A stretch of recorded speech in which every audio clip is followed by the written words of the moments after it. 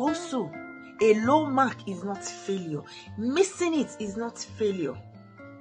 It's only an opportunity to do it again and do it right. So when your child does not get it right or get what you expect of him, they've just finished the exams, most of them, and they're expecting results. Will you still celebrate the child and make them see how they did not get it right and how they can get it better next time?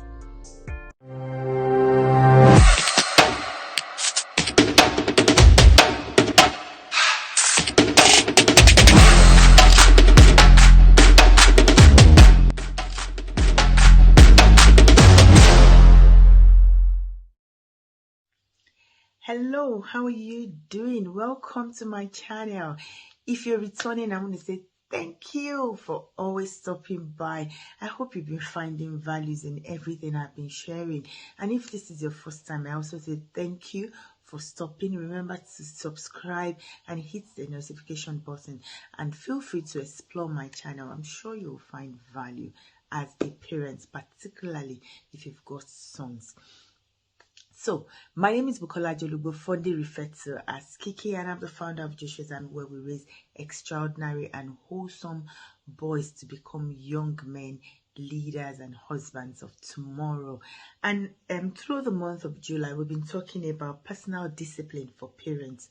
And I decided to talk about personal discipline for parents because of some things that happened between myself and my children, and I felt, discipline, I think it goes beyond us just giving instructions. I think it was something happened around my job, and one of my boys just looked at me and said, "Mom, you're so consistent," and it blew my mind to hear him say that to me. That means they've been watching me, and I felt it's time for us to create the awareness amongst ourselves as parents, particularly parents of teenage boys, because when they're beginning to grow older, it seems like they become invincible, and you can easily think they're not watching, but hey, they are always watching. So the first week we talked about self-control, last week we talked about resilience, and this week we're going to be talking about morals and values, our own morals and values, what it means to us, what it means to our family, and how we can, portray that and make our children see.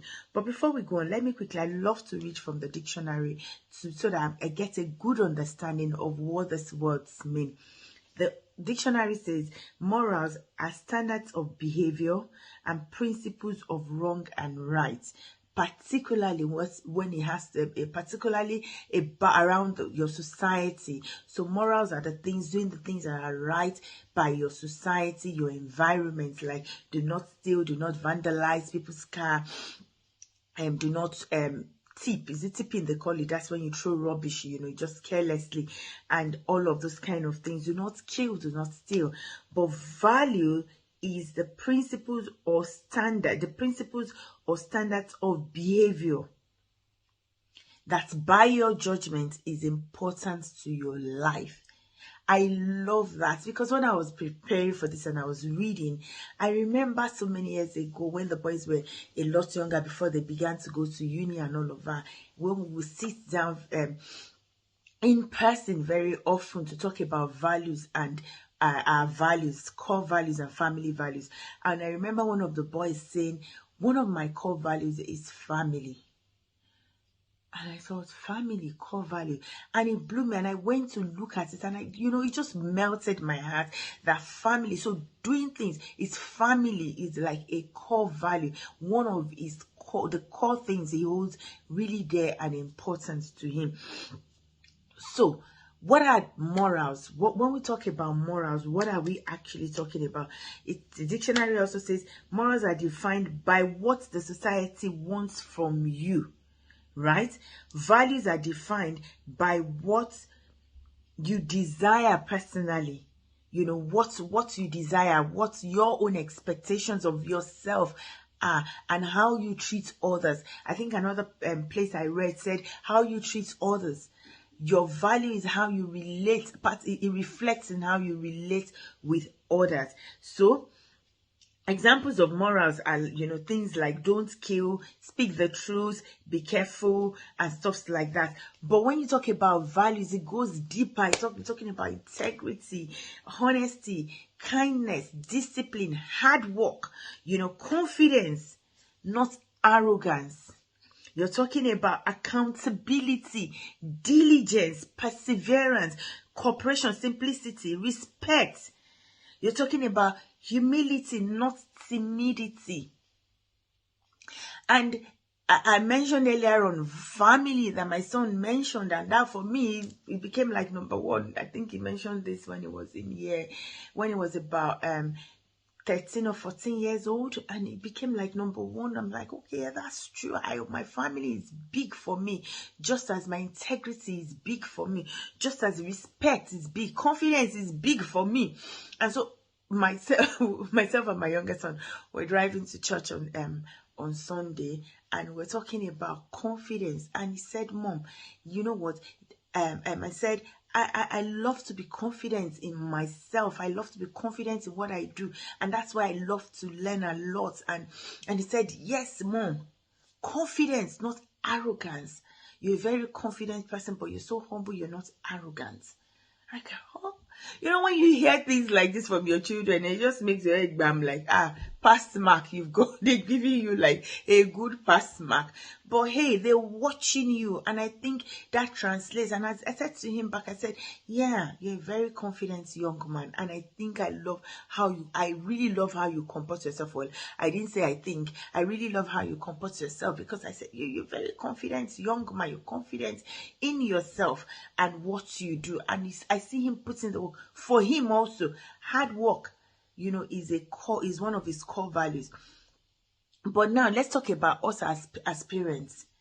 When we project these morals and values, what does it mean? It means we're leading by example. What are your values as a parent, particularly as a father?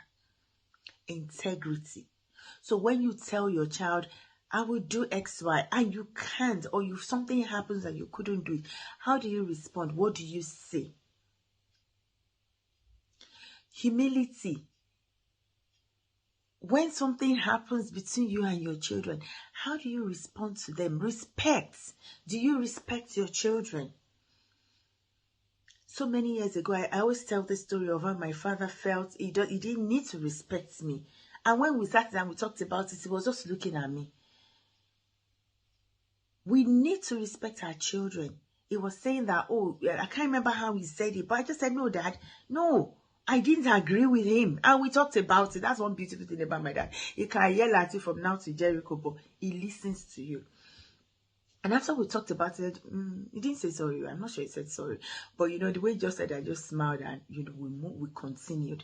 Respect, it's very important. The way you respect your children will tell how they will respect people outside.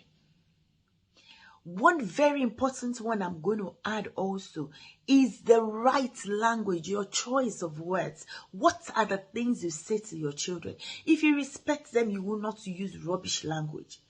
If the right language is part of your core values, you won't be in the house and something happens and you're swearing around in the home. Or you're using vulgar languages at your children. I come from Nigeria, the Yoruba part of Nigeria, and sometimes when I hear the languages people use about today, and I'm like, hey, I can't say that word. Even to use the word idiot to somebody, I can't, let alone my child. No way.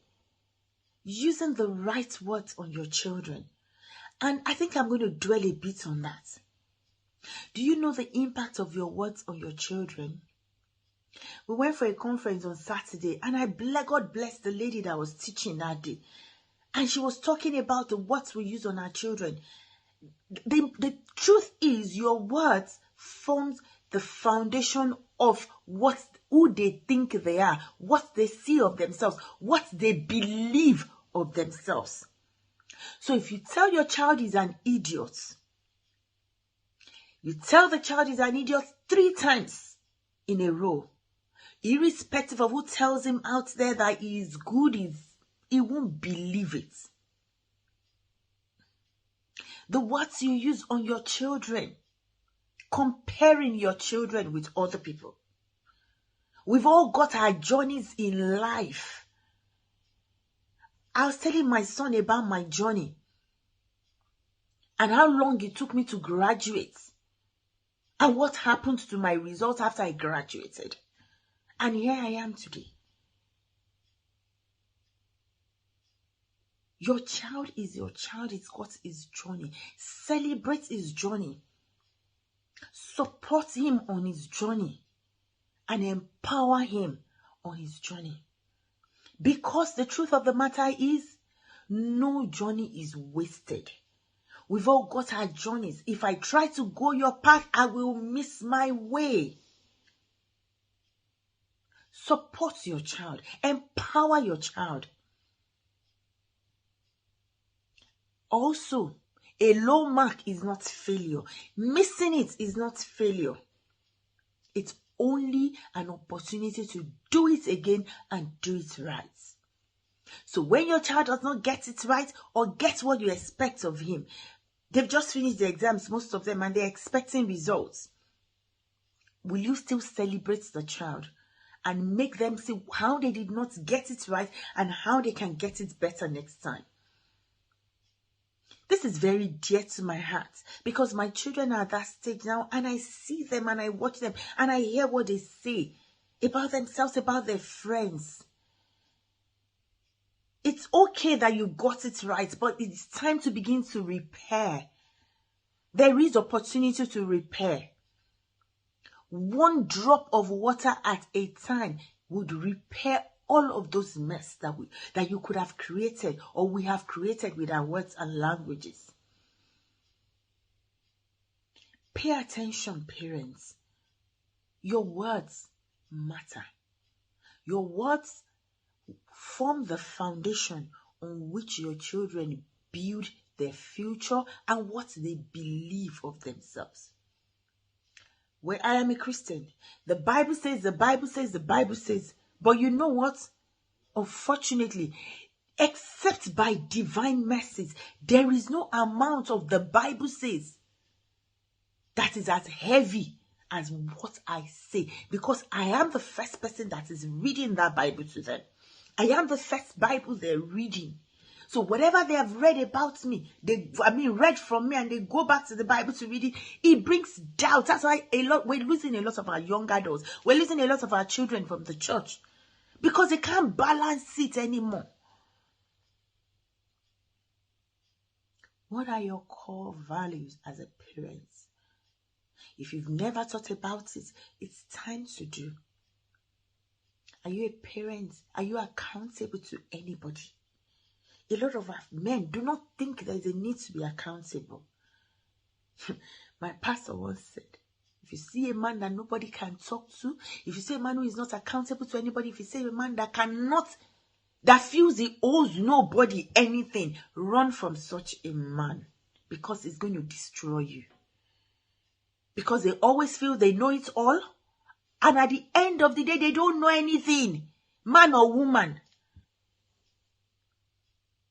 Who are you accountable to? I'm a parenting coach, but I have a coach. I'm a mentor to so many. I have mentors. Who are you accountable to? Respect, responsibility, integrity, love, peace. A lot of us don't care if our home is if there's peace at home or not.